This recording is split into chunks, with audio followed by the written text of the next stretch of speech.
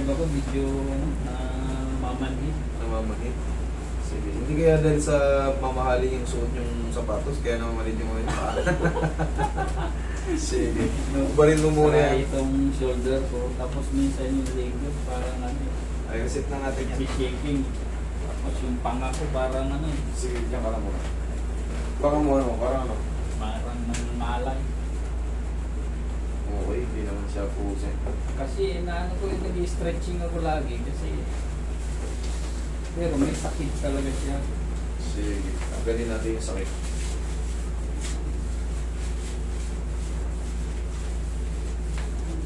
Lagi ko kasi napanood sa sabi ko pag-uwi ko pupunta ako dito. Salamat! Nangyari din. Yan, din ang inaasahan. Straight ka lang.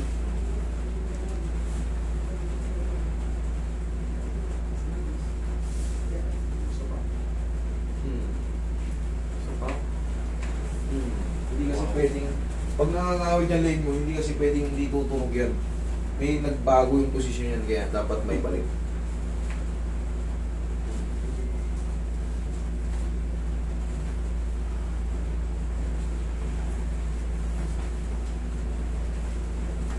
Tayo ka sir.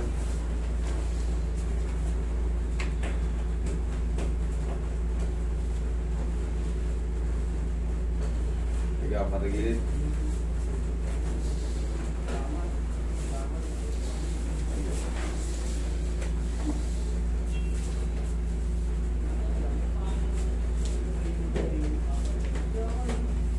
Kabilang side.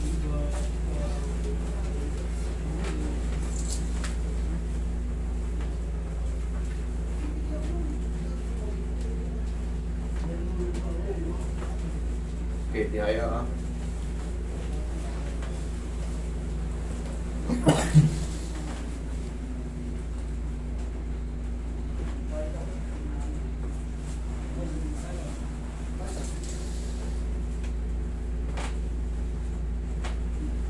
Okay na pa.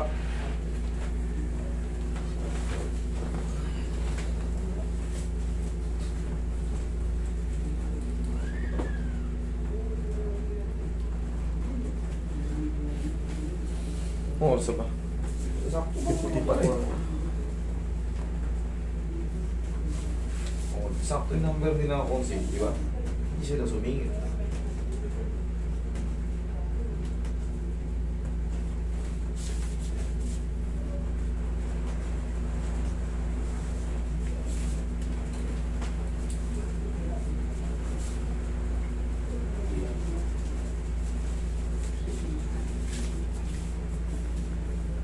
Relax lang.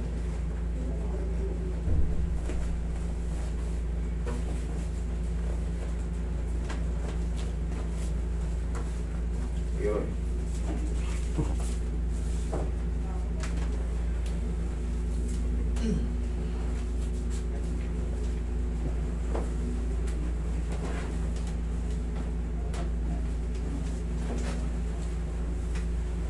We will keep singing.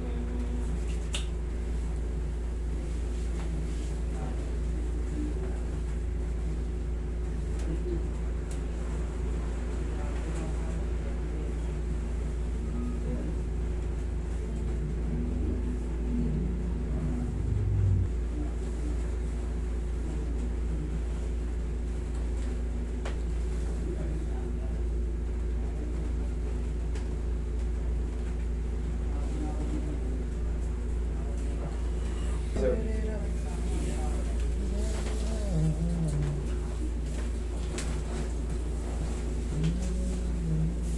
Tapos ko lang siya.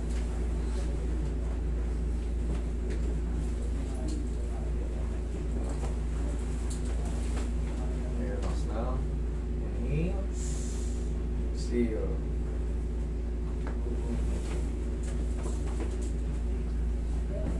Diyan ka lang muna. Tayo.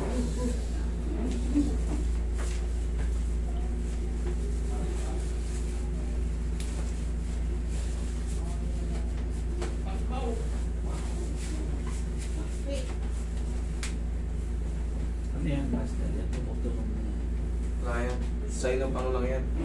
Minsan may mga mga bone spar na tumutubo. Kasi pag naglalaro ako ng basketball, nilalagyan ko na yan ng ano. Tama yun. Lapusan nyo muna ng pau bago kayo maglaro. Para ano yan siyempre, sa mga kinakain natin, mga purines. Minsan madalas tayo sa alat, sa matataba. Tumutubo yan sa mga joint natin. Tapos, siyempre, pag na-exercise naman natin yan, goods lang yan. Bali wala na yung tunog. Okay lang yan. Huwag mo lang talagang kumbaga sumasakit na siya. Tapos ipinilit mo ilaro. Kailangan mo muna i-stretch muna. Parang warm up muna bago mo ipilit ilaro. Okay?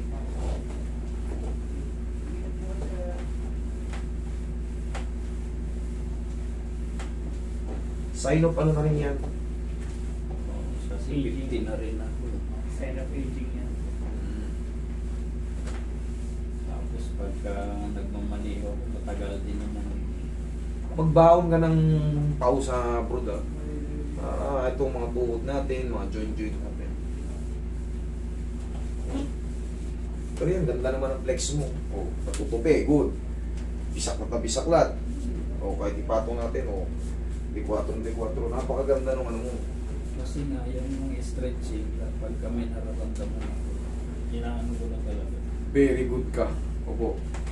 Hindi kasi tayo pwedeng ma-stack up. Kaya, tapos may rubber ako nun na yung ihilahin ko talaga yung paa ko na yung kahiga ako. Tapos may bola ko malaki na i-shake yung baywang ko na yan. Yan, malaking tulong yan sa atin. Hindi ka magsisibir pag marunong ka magano. Tapos, kunyari, siyempre sa pare-parehas tayong driver, nag-drive eh. Pag nangamanid-manid yung paa natin, pag balakang natin, compression yan sa disc. Ang gagawin lang natin, kunyari, nag-stop over tayo, o kaya pwede tayong gumilid, pitigin lang natin yung balakang natin. Nag-stretching din ako pagka Di ba napapanood mo naman ako? Yung tinuturo ko, Oo. ganun lang. Hindi kayo magsisipir, maniwala kayo. Hindi kayo aabot sa yung pupunta rito, nakatuwad na, hindi naka-wheelchair na agad. Pag natutunan yan, wag lang talaga madidisgrasya kayo kasi biglaan yun eh. Wag naman sana. Pero yung mga kasi pagal lang sa trabaho, sumakit balakang nyo, pitigin nyo lang agad. Ito yung sinasabi ko madalas pitigin. 1, 2. Yan lang, tapos saplusan nyo ng pump mo. Sige, tingnan tayo ka. Galing mo. Yung leeg mo, balikat mo. Kaya naman. naglalaga ako. Kaya lang yung problema sa lagot mo. Basta huwag mag-create ng pain. Okay? Thank you so much. Thank you, Master. Ingat ka.